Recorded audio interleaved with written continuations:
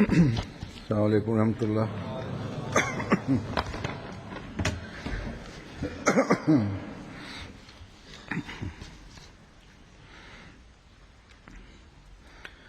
अशहदु अल्ला इलाहा इल्लल्लाह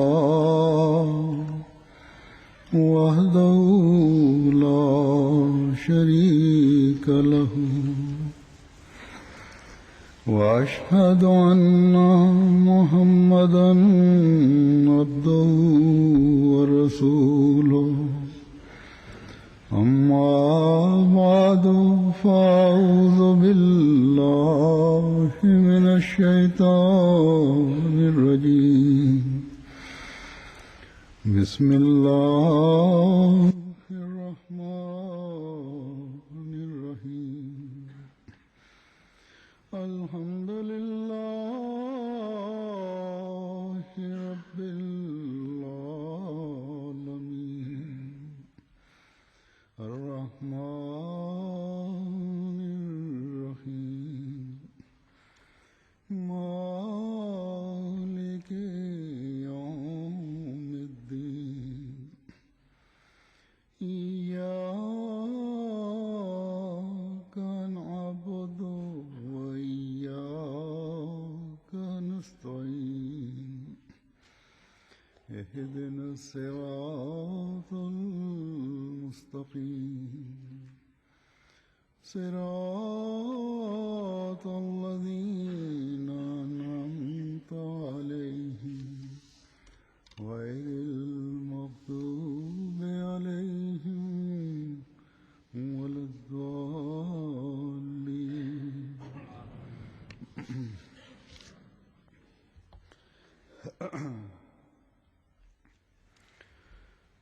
गुज़श्ता चंद हफ्ते जैसा कि आप जानते हैं कि यूरोप के बाज़ ममालिक के सफ़र पर रहा हूँ। इन दिनों में पहले वकालत तबशीर ने वकालत तबशीर जो गुज़श्ता चंद महीनों से प्रोग्राम बना रही थी, Как вы знаете, последние несколько недель я был в нескольких странах Европы. Вакалат и Табшир несколько месяцев назад составил план моего посещения нескольких африканских стран, включая Сьерра-Леоне и другие страны, в которых я еще не был. Ахмадийские общины этих стран хотели, чтобы я приехал к ним. Я тоже хотел к ним приехать. И они уже начали готовить этот визит и собирать необходимую для этого информацию. Но затем, в январе и феврале, из этих стран стала поступать информация, что в этих странах ухудшилась внутренняя обстановка. И из-за этого мой визит в эти страны был отменен.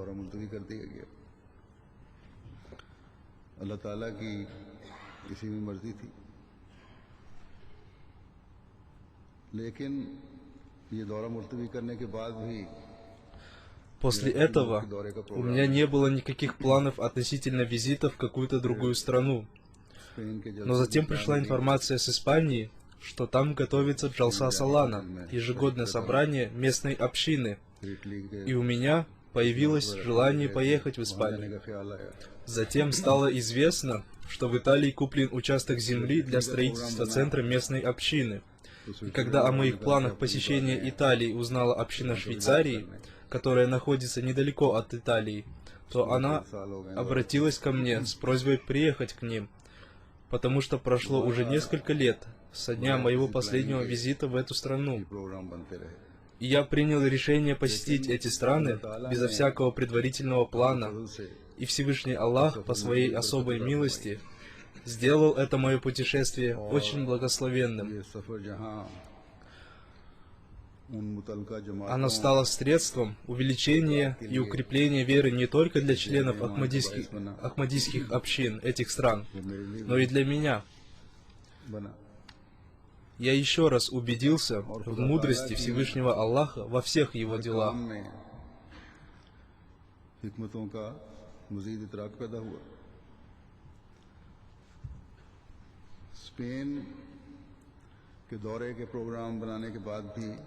Даже после того, как я принял решение посетить Испанию, я не думал о том, что буду участвовать в Джалсе Салана общины Испании.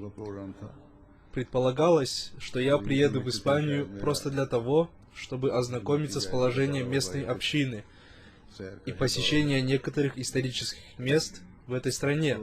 Но пришло сообщение от амира общины Испании, в котором говорилось о том, что на дни вашего визита у нас уже запланирована джалса, и вы приезжаете к нам за 2 дня до джалсы. Если вы хотите, то мы можем перенести ее на неделю.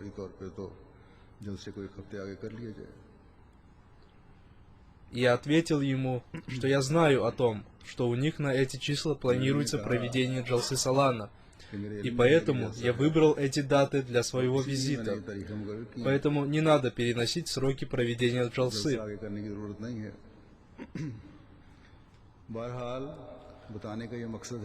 Суть того, о чем я сейчас рассказываю, заключается в том, что я поехал в это путешествие безо всякой предварительной подготовки и заранее составленного и утвержденного мной плана.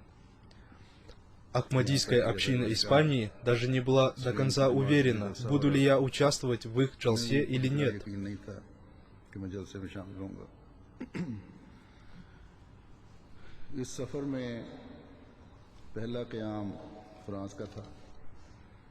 अल्लाह ताला के फजल से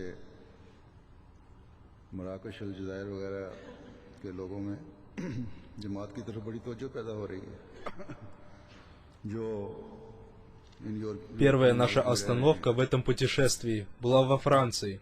Граждане европейских стран, имеющие марокканское происхождение и приехавшие из других стран Магриба, проявляют большой интерес к Ахмадияту, и многие из них уже вступили в Ахмадийскую общину. По милости Всевышнего Аллаха, люди, приехавшие во Францию из других африканских франкоговорящих стран, тоже в достаточно большом количестве принимают Ахмадият.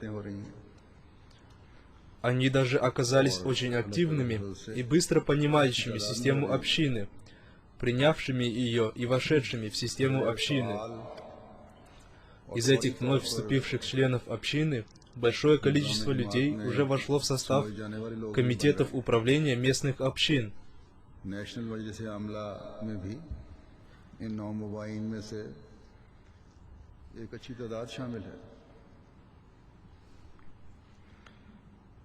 फ्रांस में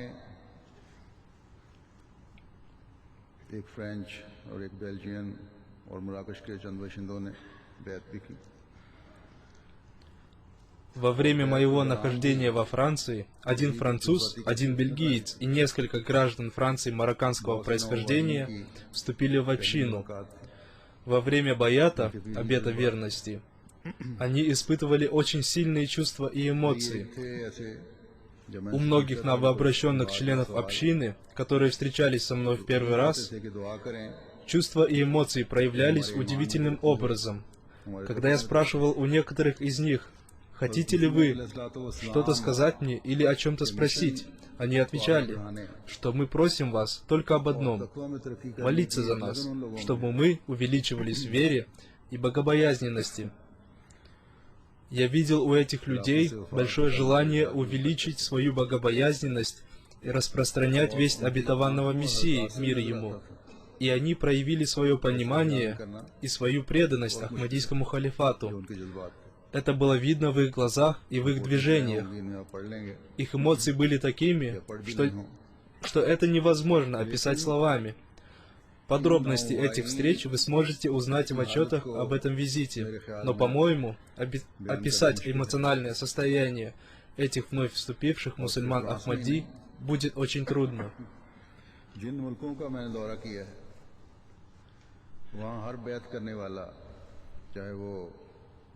अरबी बोलने वाले ममालिक से ताल्लुक़ रखता है या वहाँ का मुकामी है, उनमें ऐसा इखलास है जिसे बयान करना मुमकिन नहीं. Не только во Франции, но во всех странах, которые я посетил во время моего путешествия, дающие обет верности проявляли такую искренность, что описать ее невозможно. Все живущие в этих странах, вновь вступившие арабоговорящие мусульмане Ахмади, говорили о том, что весть Ахмадията дошла до них через МТА-3 Аль-Ария. И они говорили, что после того, как до них дошла эта весть, они много молились, и Всевышний Аллах сам наставил их. Некоторые из них являются теми, кого Всевышний Аллах наставил посредством сновидений. Некоторые из них в этих сновидениях видели обетованного Мессию и одного из халифов.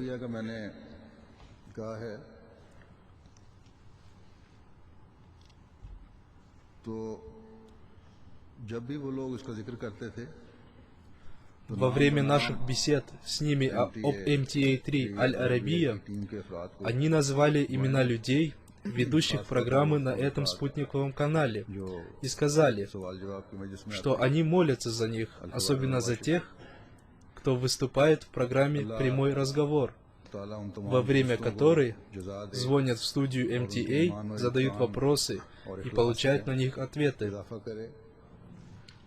Пусть Всевышний Аллах воздаст всем нашим друзьям, которые днем и ночью заняты распространением вести обетованного Мессии, и пусть Он увеличит их в вере и убежденности. Есть и другие каналы МТА, на которых работает много людей, и их не видно на экранах телевизоров, но они ведут очень большую работу.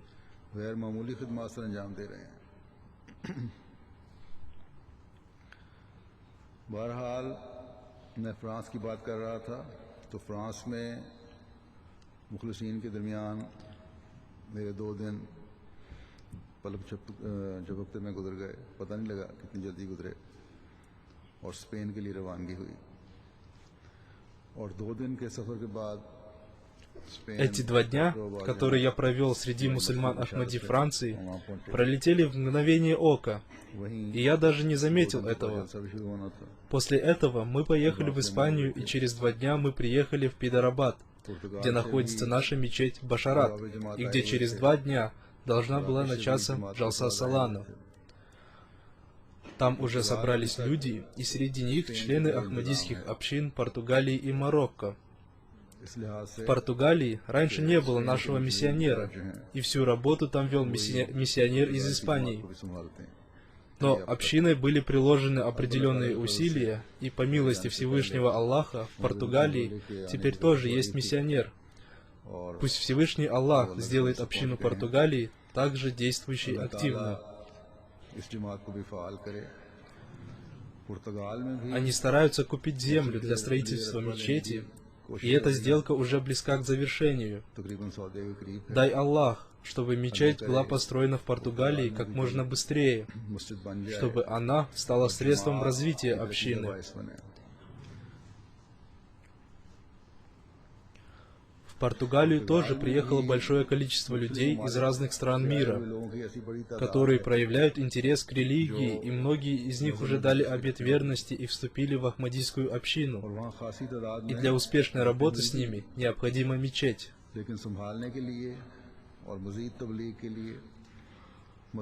Я надеюсь, что после того, как там будет построена мечеть, это станет еще одним способом привлечения местных людей к общине.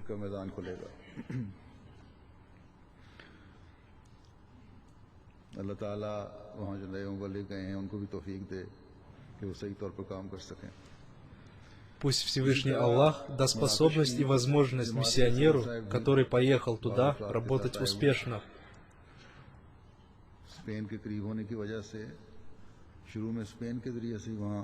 जमात कायम की गई थी।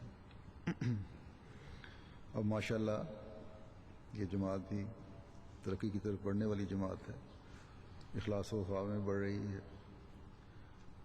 इसी तरह स्पेन में भी अरबी बोलने वाले В Испанию приехал также президент Ахмадийской общины Марокко. Ахмадийская община в Марокко была создана усилиями мусульман Ахмади из Испании, но по милости Всевышнего Аллаха сейчас эта община уже развивается самостоятельно, и они увеличиваются в своей преданности и искренности. В Испании увеличилось также количество мусульман Ахмади, приехавших из арабских стран, и несколько человек дали обет верности, положив руку на мою руку. Пусть Всевышний Аллах благословит их и увеличит их в вере и убежденности. По милости Всевышнего Аллаха, гости, приехавшие на Джалсус в Испанию, уезжали оттуда полные очень хорошими впечатлениями. Некоторые из них после джалсы во время встречи со мной поделились своими впечатлениями. Во время своего прошлого визита в Испанию в 2005 году я высказал свое положение общине в Испании построить в Валенсии еще одну мечеть. Всевышний Аллах дал общине возможность купить участок земли через год-полтора после этого. И на этом участке земли стоит дом, который используется как центр общины и место, где живет миссионер.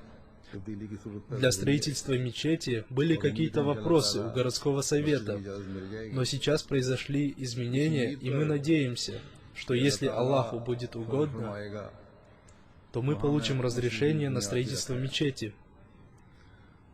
Надеясь на милость Всевышнего Аллаха, я уже положил первый камень в основание этой мечети. Молитесь за то, чтобы Всевышний Аллах устранил все препятствия, связанные с оформлением документов и необходимых для строительства этой мечети.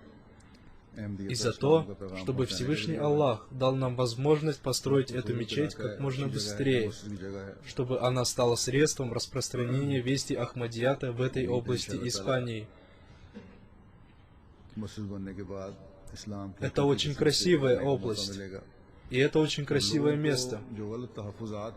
Я надеюсь, что после того, как эта мечеть будет построена, у нас появится еще одна возможность показать истинное лицо ислама, и те неверные опасения, которые существуют у людей относительно ислама, будут устранены. В этой области Испании, Валенсия, мусульмане жили до 16 века, и они более 3 веков, защищая ислам, жертвовали очень многим. Дай Бог, чтобы эта область Испании еще раз вернулась в лоно ислама. Также недалеко от Пидарабада, для удовлетворения растущих нужд общины, я положил первый камень в основание 2 зданий: гостевого дома и зала для женщин.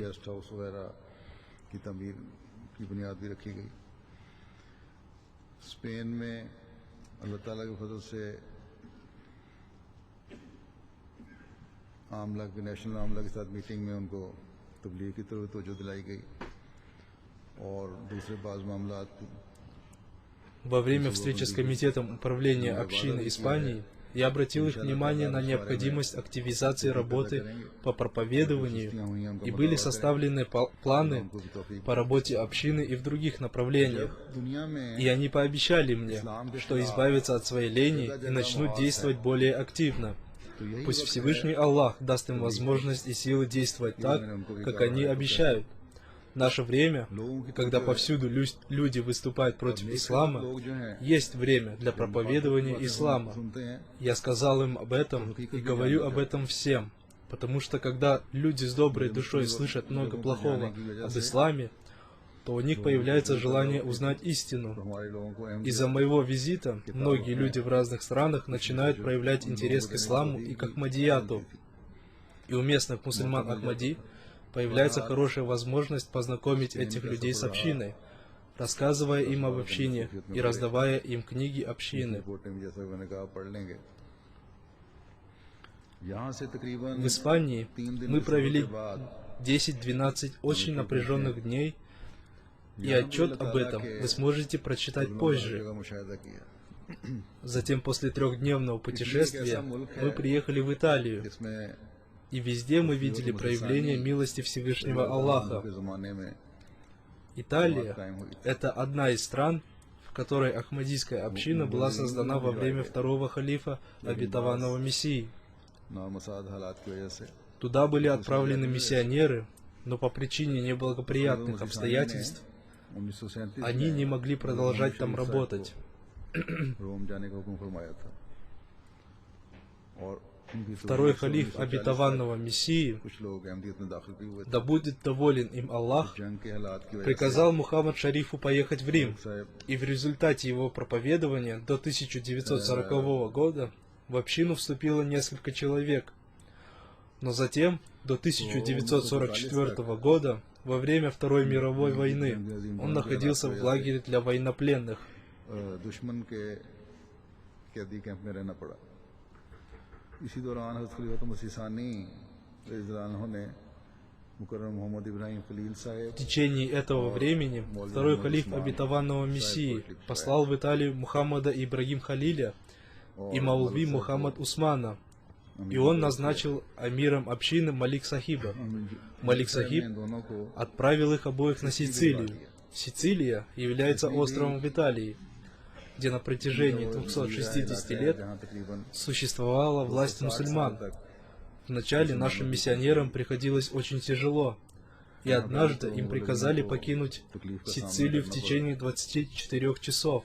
एक दफा तो उनको 24 घंटे से Но затем, अंदर निकल जाने का नोटिस भी मिला। по особой милости Всевышнего Аллаха, फरमाया этот приказ был отменен правительством, и они жили там какое-то время. Но из-за очень тяжелых обстоятельств हुकूमत ने им в конце концов пришлось закрыть центр общины и уехать оттуда. मुश्किल हालात ही थे, इटली का मिशन बंद हो गया और इसकी एक लंबी तफसील है इनके वाकयात की, बड़े मानूफोज वाकयात हैं। Чтение подробного описания этих событий увеличивает веру, и пишущие отчет о моем нынешнем визите могут написать об этих миссионерах. Как я уже сказал, после того, как центр общины на Сицилии был закрыт, два миссионера уехали оттуда. Но Малик Сахиб нашел возможность остаться там и самостоятельно найти средства своего существования. इटली में रहे हैं और तबलीग का काम किया है। Он прожил там до 1955 года, продолжая проповедовать ахмадийское понимание ислама. 30-40 का जिक्र Он где-то написал о том, что в течение того времени, как он там жил, ना होने की वजह से 30-40 человек приняли Ахмадият. अहमदियत Но कायम после того, как он уехал оттуда, बहरहाल из-за отсутствия постоянного контакта с этими Ахмади, их потомки отошли от Ахмадията. भी Но теперь Всевышний Аллах создал такие обстоятельства, что в настоящее время много мусульман Ахмади из Пакистана и из Ганы живут в Италии. एक शहर की जमात ही पूरी घानियां ने अहमदियों की И даже есть одна община, которая целиком состоит из выходцев из Ганы. По милости Всевышнего Аллаха, в Италии есть также мусульмане Ахмади, приехавшие из арабских стран, из Марокко и других стран Магриба. इन अरबी बोलने वालों И что касается искренности и преданности арабоговорящих мусульман Ахмади, पहले मैं जिक्र कर चुका हूं। то, как я уже сказал в начале проповеди, हाल है इटली में भी они, находясь под впечатлением своих эмоций, время от времени начинали плакать. अल्लाह ताला ने वहाँ, जैसा कि मैंने पहले भी खुतबे में जिक्र किया है, कि मिशन हाउस और सेंटर खरीदने की तौफीक अता फरमाई है जमात को। 2008 Как я уже сказал, по милости Всевышнего Аллаха, община смогла купить здание для центра общины в 2008 году. И теперь они прилагают усилия, чтобы построить там мечеть. И мэр города, и городской совет अल्लाह ताला इनको भी जज़ा оказывают им в этом поддержку. और जल्द Пусть यहाँ Всевышний Аллах воздаст им за это, и пусть Он даст общине возможность построить там мечеть как можно быстрее. ने बैत की Во время моего визита в Италию 3 человека дали обет верности и вступили в общину. जो И несколько человек, которые उन्होंने भी दस्ती बैत вступили в общину в течение последних нескольких месяцев, यहाँ тоже еще раз дали обет верности, положив руки на мою руку. Альхамдулиллах.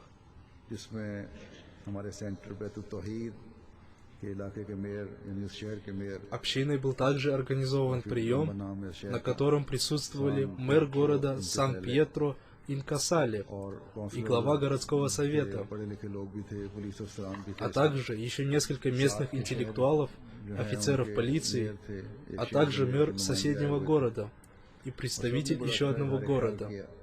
И все они जमात के сказали, बारे में что у них сложились खिदमत को सराहा। очень хорошие впечатления об ахмадийской общине, и они высоко оценили усилия общины в области образования и служения человечеству.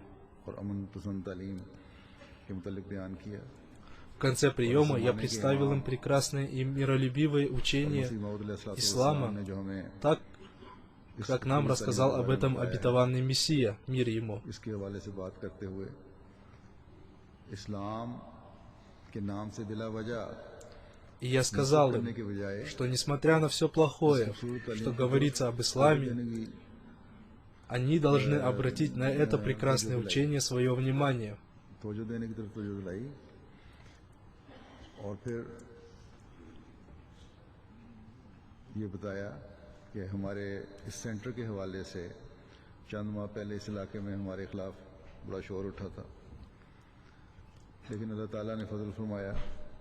Несколько месяцев назад вокруг этого центра общины поднялся шум, और हमारे но по आर्किटेक्ट милости Всевышнего Аллаха, мэр этого района, мэр соседнего города и архитектор-итальянец, который работает над проектом центра нашей общины, दोबारा इनको выступили в нашу защиту. कि इस्लाम की तालीम तो खूबसूरत तालीम है, Я сказал на приеме, что вместо того, чтобы возводить стену ненависти, आपस में надо жить с любовью друг к другу. बहरहाल По милости Всевышнего Аллаха, этот прием был очень успешным. ये रिसेप्शन भी रही। Дай Аллах, чтобы все дела были улажены в нашу пользу. जमीन हमवार हो जाए। Я имел также возможность यहाँ के посетить बाद некоторые परीक्षा исторические देखने का места. मौका मिला।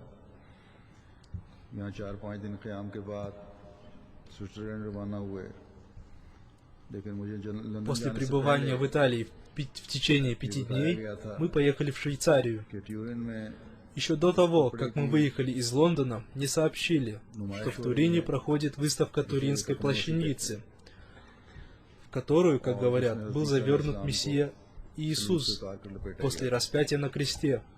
सदर जमात ने पूछा कि क्या Президент Ахмадийской общины Италии спросил меня, хочу ли я посмотреть на нее. इंशाल्लाह जरूर И देखें। когда я сказал, что я обязательно посмотрю на нее, चर्च की इंतजामिया से и он сказал об этом служителям Туринского кафедрального собора, они сказали, что они будут очень рады принять главу Ахмадийской мусульманской общины इसके लिए खास इंतजाम и организуют для него специальный показ плащаницы. स्विट्जरलैंड जाते हुए शहर टूरिन रास्ते में आता है।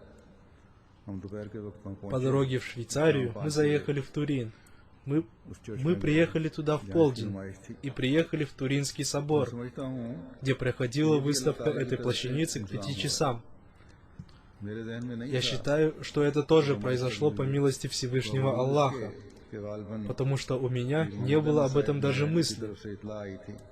Хотя Амир Махмуд Сахиб сообщил мне о том, что в Италии проходит эта выставка, и он попросил послать на нее кого-нибудь из богословов, чтобы он стал свидетелем того, что он видел эту плащаницу. इसका Но Всевышний Аллах, вместо того, чтобы послать какого-нибудь алима, дал возможность мне самому, искреннему слуге обетованного Мессии, посмотреть на нее. एक अदना गुलाम हूँ, ये तौफीक अता फरमाई कि खुद देख लूँ। इटली के प्रोग्राम के बावजूद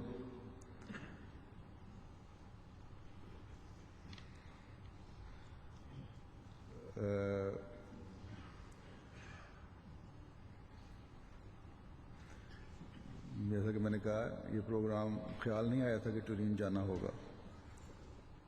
जो रूट बना उसके रास्ते में टूरिन भी आता है, अगर ना भी आता Даже если бы Турин не находился на маршруте нашего следования в Швейцарию, वहाँ जरूर мы все равно бы нашли возможность заехать туда, потому что это важно. जब हम वहाँ गए हैं Когда мы приехали в этот храм, нас встретил директор выставки, который является одним из членов Совета священников католической церкви. वो इस्तकबाल के लिए मौजूद थे। उन्होंने ऐसा Для нас был организован специальный просмотр, и нас пустили через ту дверь, через которую обычно не впускают посетителей. अमूमन कैमरों की इजाजत नहीं होती। वहाँ Обычно они не разрешают фотографировать, कहा कि कैमरा बेशक но इस्तेमाल когда я करें, спросил у них об этом, फ्लैश इस्तेमाल न они разрешили нам, но без использования вспышки. फोटोग्राफर ने तस्वीरें И ली हैं। сотрудники спутникового канала МТА и некоторые другие члены нашей общины вели фотосъемку. तो उन्होंने हमें जाकर बड़ी स्क्रीन पर शराउट की तस्वीरें दिखाई और उसके साथ Прежде всего, после того, как мы вошли в зал, हर अक्स на большом экране нам показали фотографии этой плащаницы и показали каждый ее фрагмент. И рассказали, что это отпечаток лица, это рук, это ног. Все это было показано крупным планом. Директор выставки рассказал нам краткую историю этой плащаницы, начиная с 14 века, и о том, где она находилась все это время. Он также сказал, что есть предположение, где она находилась в V веке. Размеры этой плащаницы следующие. Ее длина 4,42 метра и ширина 1,13 метра. इसकी लंबाई 4.42 मीटर है, चौड़ाई 1.13 मीटर है। इस पर एक शख्स На ней отпечатался образ одного человека, बहुत बड़े и этот человек кажется очень добрым. अगर इस कपड़े И они сказали, तारीख वगैरह पर गौर करें что если поразмышлять над историей этой плащаницы, то можно прийти к выводу, что это образ Иисуса, мир ему. 1898 में एक शख्स ने तस्वीर ली थी। В 1898 на очередной выставке плащаницы итальянский фотограф Секондо Пиа впервые сфотографировал туринскую плащаницу. Во время изготовления фотографии Пиа с удивлением обнаружил, что лицо человека, который был завернут в плащаницу, на негативе видится в реальном, позитивном свете и четче, чем это на самой плащанице. जहां लोग गुजरते जा रहे थे और सामने Затем нас провели в большой зал, बहुत बड़े где на возвышении и в специальном стеклянном коробе находилась эта плащаница. इन डायरेक्टर्स ने बताया Директор выставки сообщил нам, что внутри этого стеклянного короба गैसेस हैं поддерживается специальная температура и влажность, чтобы плащаница не пострадала. इसलिए अंदर रख छोड़ी गई हैं, छोड़ी जाती हैं कि कपड़ा खराब ना हो। बहरहाल हमें उन्होंने बाकी लोगों को तो वक्फा देकर आना बंद करके जो करीब तरीन उसके गली थी Затем они, остановив поток посетителей, разрешили нам подойти близко к плащанице и посмотреть на нее. И мы простояли там достаточно долгое время, и нам разрешили ее сфотографировать. Если бы от общины приехал кто-то другой, то, скорее всего, ему не дали бы возможности так долго смотреть на нее и фотографировать. Нам также дали брошюру, в которой описана вся история этой плащаницы и приведены ее фотографии. В этой брошюре написано, и директор выставки также сообщил нам о том, что на этой плащанице обнаружена пыльца растений, которые растут только в Палестине и на Ближнем Востоке. И это, по их мнению, является доказательством того, что это плащаница Мессии.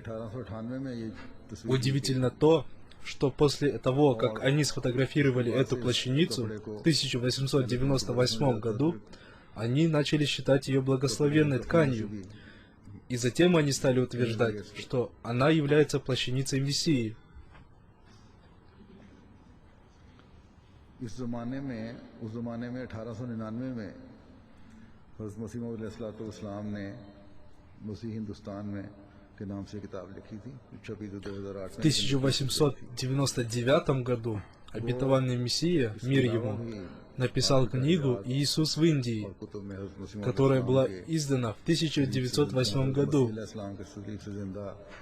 Помимо этой книги, в других писаниях и книгах также упоминается о том, что Иисус остался живым после распятия на кресте, и о мази Иисуса, которой смазывали его раны после того, как он был снят с креста. В книге «Иисус в Индии» очень подробно описана эта тема.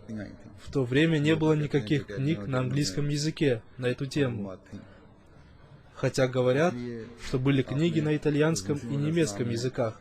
в которых была какая-то информация об этом. Поэтому обетованный Мессия, мир ему, ничего не написал об этой плащанице. Но Всевышний Аллах при жизни обетованного Мессии, мир ему, привел дополнительные доказательства и свидетельства того, что Иисус, мир ему, оставался живым после распятия на кресте. बहरहाल इस नुमाइश को देखने के बाद ये डायरेक्टर साहब हमें अब साथ एक कैथीड्रल था उसकी इमारत में ले गए। पहले नीचे से दिखाया, फिर ऊपरी मंजिल में ले गए कि लाइब्रेरी ऊपर है। और ऊपर जाकर Затем, после нашего посещения выставки, нас отвезли в находящийся недалеко кафедральный собор. Сначала нам показали первый этаж, и потом нас проводили на второй этаж и предложили посмотреть библиотеку. И когда мы поднимались на второй этаж, нас встретил один человек, о котором мне уже сообщили, что он является профессором, и о том, что он встретит нас. Этого профессора считают специалистом по исламскому учению в католическом религиозном учебном заведении. Он жил в разных арабских странах, где изучал исламское учение и получил там образование. Затем нас вместе с директором выставки и этим профессором отвезли в зал заседаний, где нас приняли с большим уважением и почетом и сказали: «Давайте немного посидим здесь и побеседуем». И мы начали беседу в форме вопросов и ответов. Они спросили у меня, почему у меня появился интерес к этой выставке и каковы мои впечатления о ней.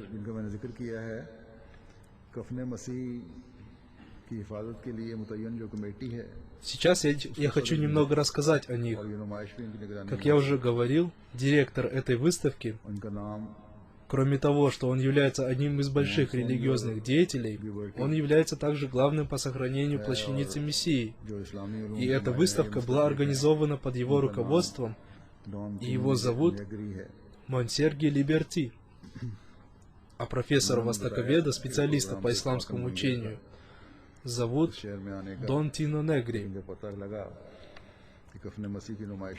Я ответил им, что я не планировал специально приехать в этот город, но после того, как я узнал, что там проходит эта выставка, у меня появился большой интерес и желание увидеть ее. Одной из причин этого интереса является то, что мы, Ахмадийская община, являющиеся последователями обетованного Мессии, верим в то, что плащаница могла быть использована для того, чтобы завернуть в нее Иисуса после того, как он был снят с креста после распятия. Но мы расходимся с вами в понимании этого события. Мы верим в то, что Иисус, мир ему, был благородным пророком Всевышнего Аллаха, и когда иудеи хотели убить его распятием на кресте, то Всевышний Аллах спас его от этой позорной смерти, потому что она могла унизить достоинство пророка. И основатель Ахмадийской общины, которого мы считаем обетованным Мессией, доказал, что Иисус, мир ему, выжил после распятия на кресте, и эта плащаница является доказательством не его смерти, а его жизни, то есть того, что он был спасен от позорной смерти на кресте. И в этой связи плащаница, в которой был завернут Иисус, мир ему, является благословенной. Этот востоковед начал спрашивать меня: «Вы тоже считаете, что Иисус, мир ему, умер в Кашмире?» Я ответил: «Да, это так и есть». Более того, обетованный Мессия, мир ему, уже доказал это и написал об этом в своей книге «Иисус в Индии». После этого они задали еще несколько разных вопросов, и одним из них был вопрос о существующей в Ахмадийской общине системе выборов халифа. И после этого беседа продолжилась на другие темы. Я сказал им, что я счастлив, что я смог увидеть ткань, которую они называют плащаницей Иисуса. Тем более, что такая выставка проводится один раз в 20-25 лет. Они сказали мне, что это не обязательно, и иногда она проводится чаще. Например, она проводилась в 1998 году, а затем в 2000 году, в честь 2000-летия Иисуса. В этом году не планировалась выставка, но Папа Римский приказал провести ее, и она будет продолжаться до 23 мая. Эту выставку, которая была проведена через 10 лет после предыдущей выставки, посетило большое количество людей. Таким образом, Всевышний Аллах соединил мое путешествие с посещением этой выставки, и мы имели возможность посмотреть эту выставку в апреле, в то время как Папа Римский увидит ее 2 мая. И таким образом Всевышний Аллах дал нам возможность увидеть ее до него.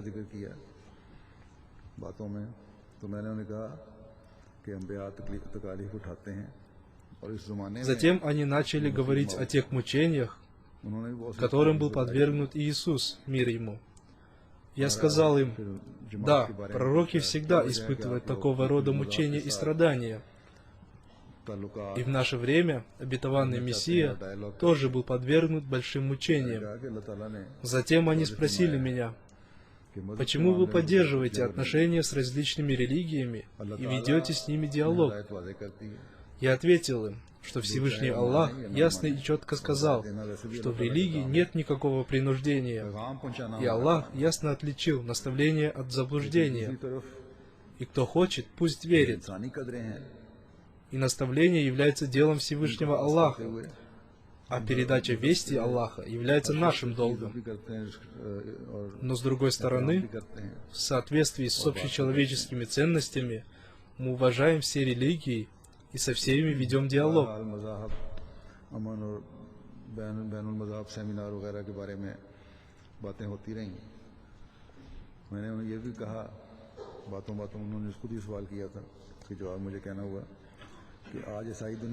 Мы говорили также о проведении семинара на тему «Мир между религиями». В ответе на один из их вопросов я сказал им, что христианские народы добились значительных успехов в мирском развитии благодаря тем мучениям и страданиям, которым был подвергнут Иисус, мир ему, а не из-за того, что Он является Богом. И это происходит благодаря тем обещаниям, которые Всевышний Аллах дал Иисусу, мир ему. Вот этим великолепным зданием, в котором мы находимся, вы тоже обладаете благодаря Ему. Я молюсь за то, чтобы вы стали понимающими истинную суть вести Иисуса, мир Ему, и стали распространять ее. Затем они показали нам библиотеку, и в это время я спросил их, есть ли у них исламские книги, есть ли у них священный Коран. Потом я сказал им, что у нас есть комментарии священного Корана в 5 томах на английском языке, а также Тафсир и Кабир на арабском языке, который с большим трудом перевел Мумин Тахир Сахиб. Я сказал им об этом потому, что у них есть специалисты, владеющие арабским языком, и мы пообещали прислать им эти книги. Они сказали, что они будут очень рады получить эти книги. Таким образом, наше путешествие стало не только способом получения информации, но и способом представления общины. Дай Бог, чтобы христианский мир начал верить в то, что это не просто плащаница, а эта плащаница является доказательством того чудесного знамения, что Иисус, мир ему, остался жив после распятия на кресте и прожил после этого долгую жизнь.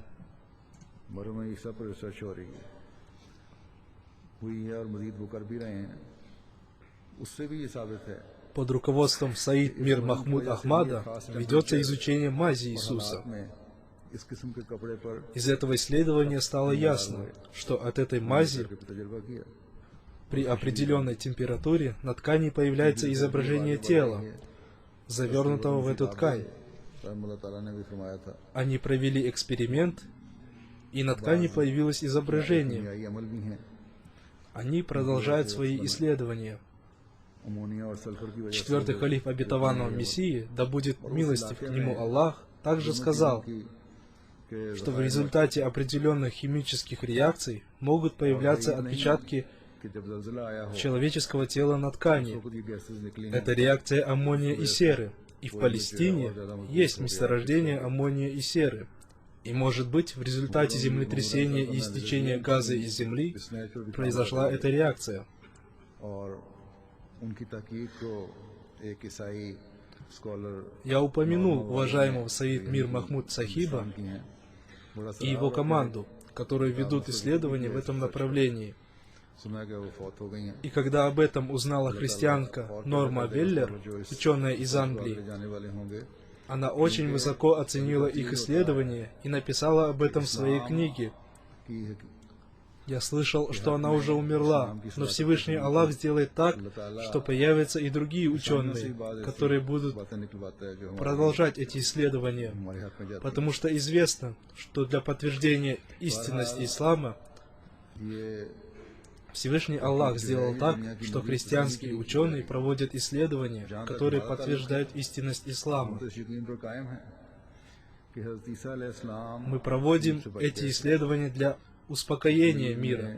А что касается нас, то мы твердо убеждены в том, что Иисус, мир ему, был спасен от позорной смерти на кресте, अपने मसीह के прожил долгую жизнь и похоронен в Кашмире, в районе Ханьяр. नहीं है बल्कि 1000 साल पुराना है कोई कहते Но в наше время началось движение, старающееся доказать, что эта плащаница не является плащаницей Мессии, हैं इससे и ей не больше 1000 лет. के आसार नुमाया होते हैं इस पर Есть и противоположные мнения. और ये ईसाईयत को बर्दाश्त नहीं Этот отпечаток на ткани является свидетельством того, что в плащаницу был завернут живой человек, а не мертвое тело. И это не могут принять христиане. साजिश और उस कड़ी का नतीजा हो Теперь даже в Кашмире мусульмане запрещают смотреть на могилу Иисуса, мир ему. काश Может быть, это одно из звеньев единого заговора, उसके начало которого положено в дискуссии о плащанице. जरिए वो इस्लाम О, если бы мусульмане могли доказать величие ислама посредством тех возможностей, которые у них уже есть в наличии. इस मरहम ईसा के बारे में और ईसा अलैहिस्सलाम की ज़िंदगी के बारे में कि रूमी ज़ुबान में Обетованный Мессия, мир ему, говорит о мазе Мессии.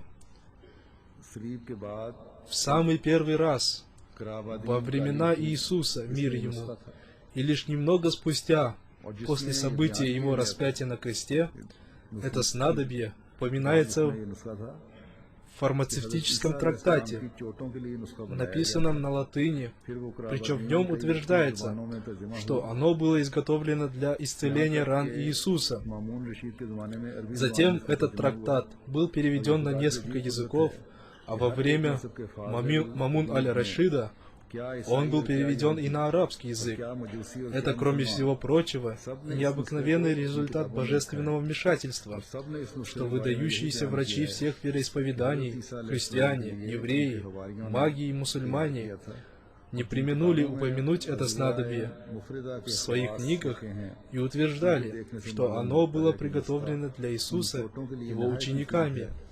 जो किसी ज़रबा या सुख्ता से Изучение книг по фармакологии показывает, что это средство чрезвычайно полезно в случаях ранений вследствие падения खून रवा होता или удара, поскольку оно немедленно связывает кровотечение, помимо того, содержа в своем составе миро. और ये दवा Оно является антисептическим. और हर किस्म के फोड़े फिंसी को Эта мазь помогает также при чуме. ये मालूम नहीं कि Она целительна при всех видах ожогов и язв. इस्लाम ने इल्हाम के जरिए से Остается, тем не менее, неясным, было ли это снадобье изготовлено в результате божественного наития самим Иисусом, после того, как Он претерпел мучения на кресте, или же оно было приготовлено после консультации с каким-нибудь врачом. नहीं अच्छे हो गए Некоторые из его ингредиентов весьма специфичны, особенно миро, которое упомянуто также и в Торе. 70 कोस तक В любом случае, раны Иисуса зажили за несколько дней употребления этой мази. За 3 дня он отправился настолько, что оказался способным пройти пешком 70 миль, отделяющие Иерусалим от Галилеи.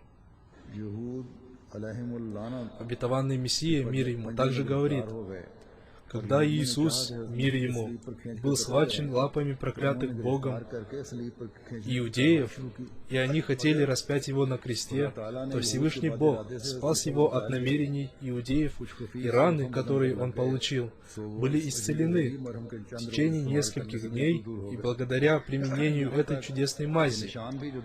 И это подтверждается также Евангелиями, что когда Мессия был спасен от смерти на кресте, он словно начал вторую жизнь, и его апостолы, увидев его, подумали, что это его призрак. И тогда он показал им свои раны, которые он получил во время распятия на кресте. И после этого они поверили в то, что это действительно он, и в то, что Всевышний Бог спас его от смерти на кресте.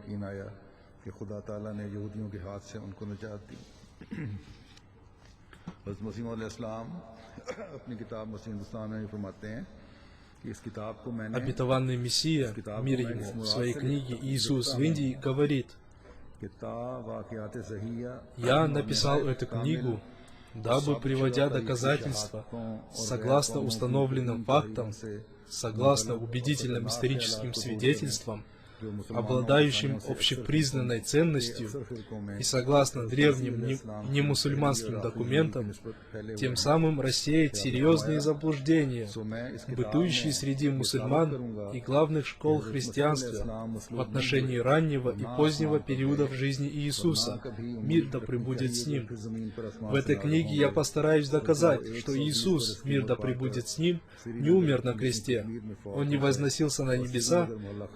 Не более верно также предполагать, что он когда-нибудь вернется с небес на землю. Напротив, он скончался в возрасте 120 лет в Шринагаре, в Кашмире, и его гробница может быть увидена на улице Хадьяр-стрит в этом городе. В начале книги «Иисус в Индии», обетованный Мессия, мир ему, привел доказательства из Евангелия о том, что Бог спас Иисуса, мир ему, от смерти на кресте. Потом он привел доказательства из Священного Корана и хадисов, из которых стало ясно, что Всевышний Аллах спас его от смерти на кресте. Затем он привел книги по медицине, в которых говорится, что для исцеления его ран использовалась эта мазь, которая исцелила его раны.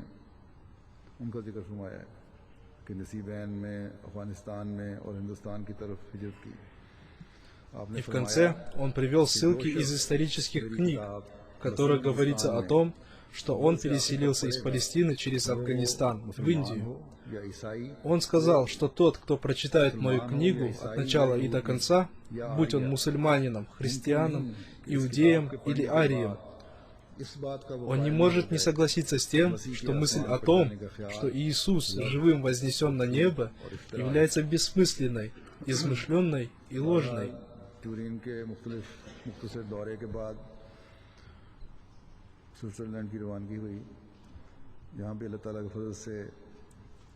После короткого визита в Турин мы приехали в Швейцарию, и там тоже, по милости Всевышнего Аллаха, несколько человек вступили в общину, дав обет верности, положив руку на мою руку.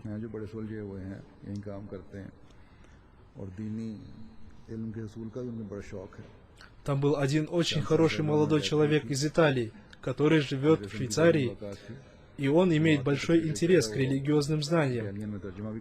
Он вступил в общину несколько лет назад, и это была его первая встреча со мной.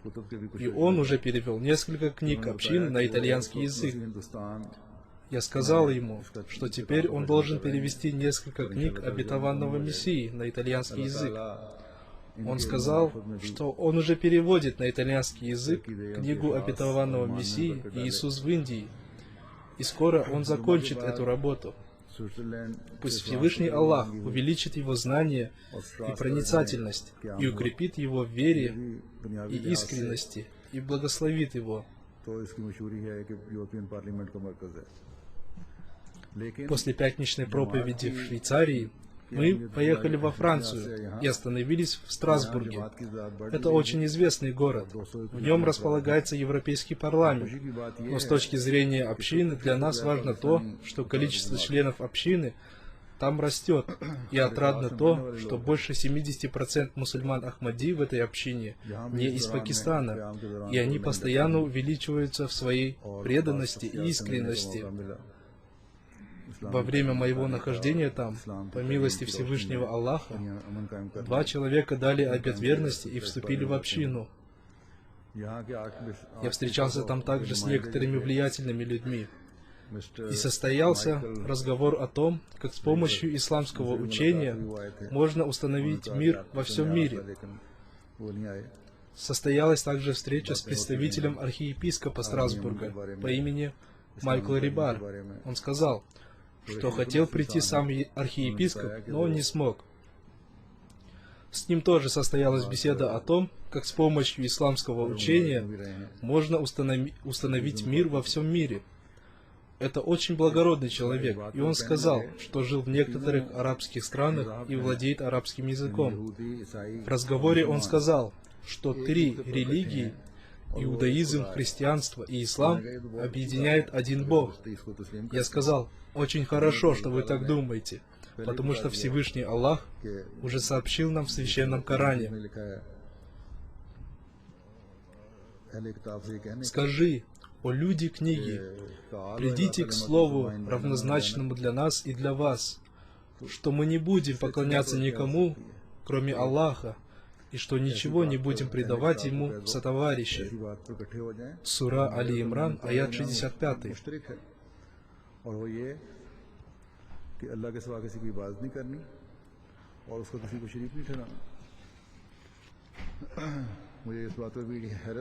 Я был удивлен, что он говорил о едином Боге. В разговоре он упомянул о том, что он часто слушает мои пятничные проповеди по спутниковому каналу MTA, мусульманское ахмадийское телевидение. Этот разговор продолжался очень долго. Как я уже сказал, такие визиты не только бывают причиной духовного воспитания общины, но и поводом передать весть прекрасного учения ислама и ахмадията.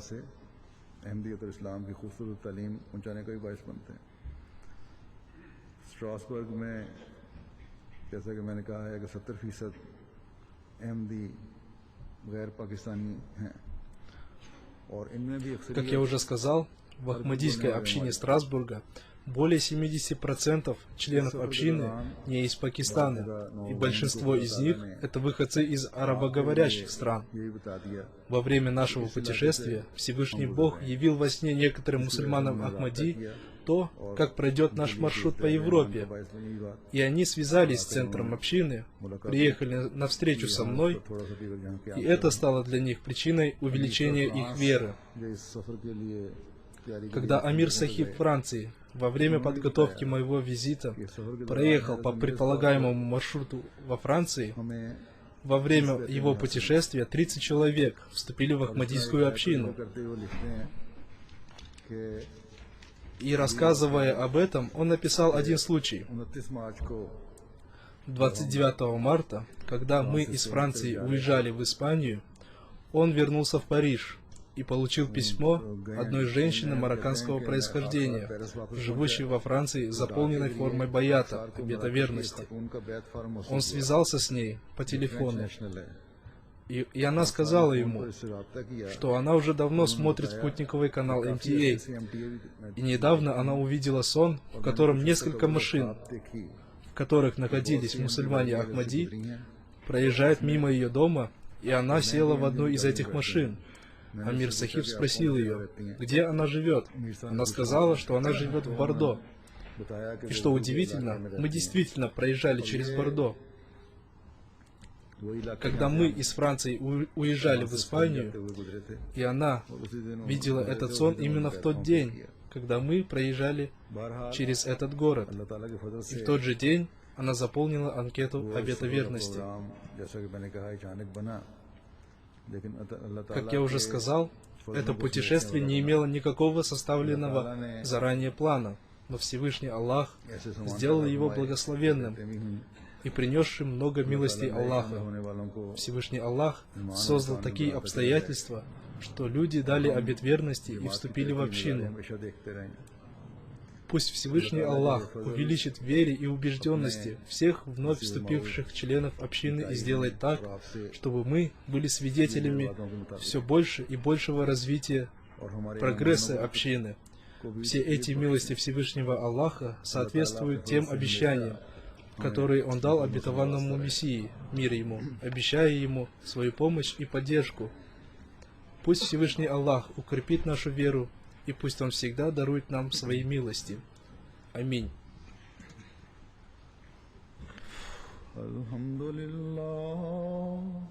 الحمد لله نحمده ونستعينه ونستغفره ونؤمن به ونتوكل عليه ونعوذ بالله من شرور أنفسنا ومن سيئات أعمالنا من يهده الله فلا مضل له ومن يضلل فلا هادي له ونشهد أن لا إله إلا الله ونشهد أن محمدا عبده ورسوله عباد الله رحمكم الله إن الله يأمر بالعدل والإحسان وإيتاء ذي القربى